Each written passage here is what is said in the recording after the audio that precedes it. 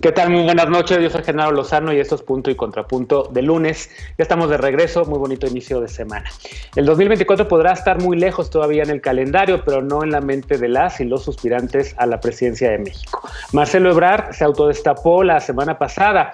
La jefa de gobierno de la Ciudad de México, Claudia Sheinbaum, guarda un silencio sin decir que sí o que sí no, mientras que por su lado Ricardo Monreal, el senador, dice que él también quiere y que ojalá sea con Morena.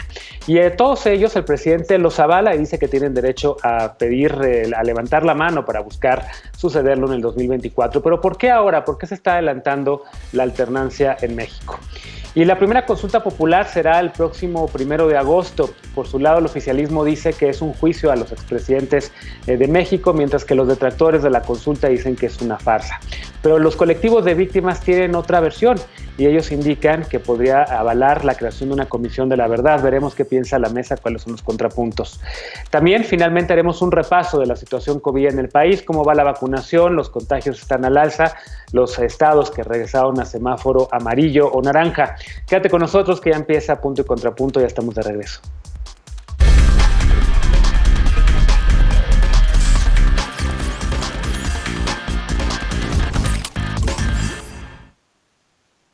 Es muy pronto para hablar de la sucesión presidencial. Para el presidente López Obrador, no tanto.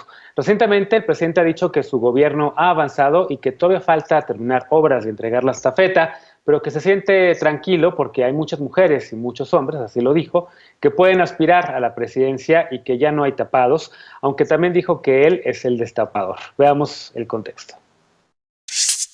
Hace una semana, el presidente López Obrador señaló que su gobierno ha avanzado bastante y que se siente tranquilo porque hay muchas mujeres y muchos hombres que pueden aspirar a la presidencia. Añadió que ya no hay tapados y quienes integran su gabinete, gobiernan alguna entidad o son dirigentes parlamentarios, pueden gobernar el país. Yo soy el destapador y mi corcholata favorita va a ser la del pueblo. Esa es la regla. No es la primera vez que el mandatario federal se refiere a quien le sucederá en el poder. A los nombres de Claudia Sheinbaum, Marcelo Ebrard, mencionados hace un mes, el pasado 5 de julio, añadió a Juan Ramón de la Fuente, Esteban Moctezuma, Tatiana Cloutier y Rocío Nale. Un día después, el dirigente de Morena, Mario Delgado, dijo que la designación de la persona que nominen a la presidencia será a través de encuestas. Mientras tanto, Sheinbaum dijo que se mantiene concentrada en el gobierno de la Ciudad de México, luego de haber sido coreada como presidenta durante el festejo realizado por Morena en el aniversario del triunfo electoral de 2018, y el canciller Ebrard dijo que estará preparado para participar de acuerdo con las reglas que se establezcan. Aunque no ha sido mencionado por el presidente, el coordinador de los senadores morenistas, Ricardo Monreal, también hizo público su interés por ser candidato. Punto y contrapunto. Me da mucho gusto saludarlos desde la distancia todavía, porque seguimos en pandemia, y para discutir este primer punto, saludo con gusto a Lisa Sánchez, directora de México Unido contra la Delincuencia. ¿Cómo estás, querida Lisa? ¿Qué tal las vacaciones? Muy bien, muy contenta de verles, siempre se les extraña. Buenas noches a todas y a todos. Bienvenida de regreso. También a Eder Guevara, fundador de Morena. ¿Cómo estás, querido Eder? Bienvenido. Querido Genaro, bien, gracias, ya con gusto de verles otra vez. Igualmente. María Clemente Castañeda, ella es diputada electa por Morena, activista y defensora de los derechos de las personas trans y de la diversidad sexual. ¿Cómo estás? Muy bien, Genaro, muchas gracias. Gracias por la invitación y compartir con ustedes este diálogo tan interesante. Y es María Clemente García Moreno. Bienvenida. Y también Alfredo Lecona, él es activista y analista, también conduce un espacio, un podcast en el periódico Reforma, El Café de la Mañana. ¿Cómo estás? Muy bien, querido Genaro, muchas gracias. Gusto de saludarles nuevamente. A ver, me quedo contigo y voy para atrás. ¿Cómo ves pues ya esta pelea por quién podrá ser la persona que suceda al presidente López Obrador? Al menos en Morena ya hay algunos personajes que han levantado la mano. El presidente ha ampliado también la baraja, mencionó además de los que ya decíamos a Tatiana Cloutier, mencionaba también por ahí, me parece, que a el gobernador recién electo y antes secretario de Seguridad de Alfonso Durazo, entre tantos otros personajes que podrían estar en la baraja de Morena en el 2024. ¿A qué le atribuyes que ya se esté hablando del 2024 cuando todavía le quedan pues 3 años a este gobierno?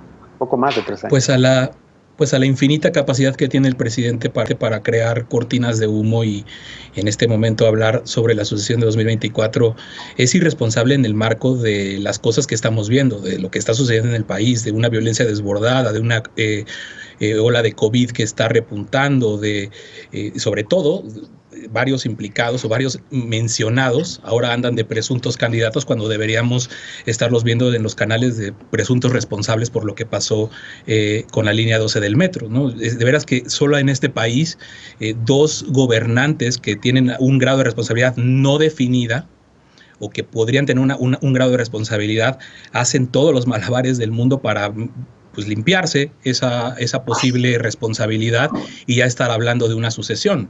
Yo creo que tendríamos que aspirar a que eso fuera inimaginable hasta que las investigaciones empiecen a arrojar resultados más allá de los del peritaje que vimos sus primeros resultados apenas hace unas semanas, ¿no? Entonces, pues entre Ebrard y Sheinbaum, ahí está el juego que creo que es a quienes más les sirve verse hoy por hoy como presidenciables con las probables responsabilidades que puedan estar cargando.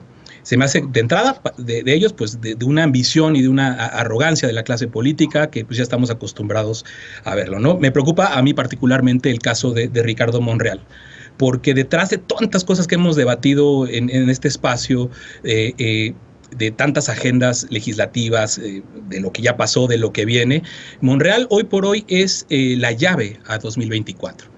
Yo no sé si a él le alcance, si realmente se sienta con la posibilidad de poder sentirse o de que pueda tener un respaldo para que él sea el abanderado de Morena en la sucesión presidencial, pero ciertamente el poder que ha acumulado, pues hay que verlo como eso, como la bisagra a 2024, como una llave a 2024. Tiene muchos elementos de esa llave hacia 2024. Unos flojos, unos con más posibilidades que otros por la cantidad de personajes que hoy tienen o dependen de lo que puede ofrecer en el Congreso. Si pensamos en las tres personas más poderosas de este país, pues primero hablaremos del presidente López Obrador, ¿no? Y ahí Ricardo Monreal, pues necesita, si Andrés Manuel López Obrador quiere que avancen algunas reformas, o son importantes todavía las reformas, incluso las constitucionales que está anunciando, pues necesita de Ricardo Monreal. A la Sedena la tiene en la mano, ¿no? Al fiscal general le acaba de dar una ley. Entonces, creo que el personaje que a mí más me preocupa y el que creo que es un verdadero peligro para México se llama Ricardo Monreal. Bueno, ahora el presidente no se ha referido a Ricardo Monreal y Ricardo Monreal incluso ha medio lanzado ahí la advertencia de que si no es con Morena va a ser con alguien más, ¿no?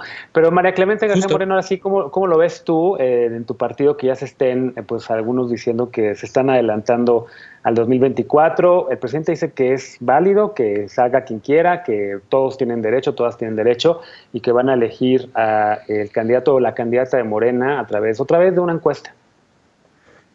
Sí, bueno, creo particularmente que el proceso de elección de la sucesión de nuestro actual presidente pues está muy adelantado. Creo que hay que esperar un poco más a los tiempos políticos. El presidente ha destacado que hay bastantes cuadros dentro del gabinete que son pues bastante eficientes a su parecer y que podrían sin ninguna duda ocupar esta tarea, ¿no? Y pues bueno, lo de que sea por una encuesta creo que ya es una metodología que ya institucionalizando para la selección de candidatos, no me parece mala, y creo que pues respecto a lo que comentaba Lecuona, ¿no?, sobre Claudia Sheinbaum y todo, me parece que a pesar de muchas opiniones respecto al desempeño o al tema de la línea 12 del metro, creo que quedó clarísimo en este festejo que tuvo nuestro movimiento en el Auditorio Nacional de que las bases de Morena están con Claudia Sheinbaum y que las bases de Morena queremos que Claudia Sheinbaum sea la candidata a la presidencia de la República. Y muy extraño coincidir con Lecuona, creo que me parecen peligrosas las aspiraciones, o por lo menos la manera en que las declara el senador Ricardo Monreal. ¿Por el hecho de que advierta que si no es con Morena podría ser con alguien más? Pues sí, aunque podrían ser más peligrosas para él que para Morena, porque ya vimos que pues ni a 2% creo. Con su intento de partido de redes sociales progresistas, como algunos atribuyen, ¿no? Eder, ¿cómo ves estos adelantados anuncios, adelantados o no? Hay quien dice que una contienda o una carrera presidencial se construye muchos años antes de la carrera o de la contienda presidencial, del calendario como tal. Así lo ha visto la propia historia de López Obrador, así lo ha visto la propia historia de Vicente Fox, de todas las personas que han logrado llegar, digamos, a la presidencia, que se han adelantado a los tiempos y buscado la candidatura de sus partidos. ¿Cómo ves estos perfiles que están en la 4T y por qué consideras que ahorita el presidente ya está prácticamente hablando sin tapujos sobre el 2024? Les voy a proponer otra forma de abordar el tema. Efectivamente, como planteas, cuando los candidatos son de oposición o no vienen con la certeza de que serán respaldados por el aparato de Estado, tienen que empezar su proceso de posicionamiento mucho antes, eso así lo marca la historia. Y en este caso, en donde el presidente López Obrador ha insistido en que se acabaron las elecciones de Estado, pues hay un montón de personajes con posibilidades de llegar y otros que no tienen posibilidades, pero tienen su corazoncito, que comenzaron la campaña presidencial desde hace mucho. Yo, cuando estuvimos en los conflictos estos eternos y absurdos de Morena, cuando hablábamos aquí de estos temas del conflicto interno, siempre les dije que en muy buena medida el intento por quedarse con el partido por parte de algunos personajes era parte de su sueño presidencial, que también se vio truncado a partir de que no pudieron controlar a Morena. Desde el momento en el que en que toma el presidente López Obrador protesta como presidente de la República, ahí empezó la carrera por la sucesión de manera, creo yo, muy irresponsable para este movimiento. Y ahora el presidente, luego del resultado electoral de esta pasada elección, 6 de junio creo fue, el presidente empezó a hacer muchos ajustes para garantizar que finalice bien el sexenio, que haya gobernabilidad en el sexenio y gobernabilidad interna en el movimiento, y creo que uno de esos movimientos es esto, el decirles, a ver, quien quiera ser candidato presidencial lo puede ser, hagan bien su trabajo, porque será la gente la que decida. Él dijo, yo seré el destapador y mi corcholata favorita será la del pueblo, es decir, será la gente la que elija a través de la consulta, que es el método que él siempre ha privilegiado. Así fue como ganó la candidatura presidencial en las 3 ocasiones que la obtuvo, y lo que está diciendo es eso, que la gente decida, y a la gente, y esta persona que la gente elija, yo lo respaldaré para que obtenga la candidatura del movimiento. Ahora bien, y sí que bueno que coincidimos, hay un consenso en el tema de Ricardo Monreal, la forma en la que en esta que acaba de pasar, aceleró mucho las cosas porque agudizó el conflicto interno. No representa solamente el porcentaje que representó el partido que él ayudó a fundar, que fue una irresponsabilidad que lo hiciera para nuestro movimiento. También representa la posibilidad de ser una bisagra, como decía Alfredo, pero para apoyar a otros partidos. Es decir, él podría ser candidato del PRIAN y tratar de llevarse capital político del movimiento obradorista. Puede intentarlo, yo creo que no le alcanzaría, pero puede intentarlo, y ese movimiento es el que acelera la postura del presidente López Obrador. ¿Cómo lo ves tú, Lisa?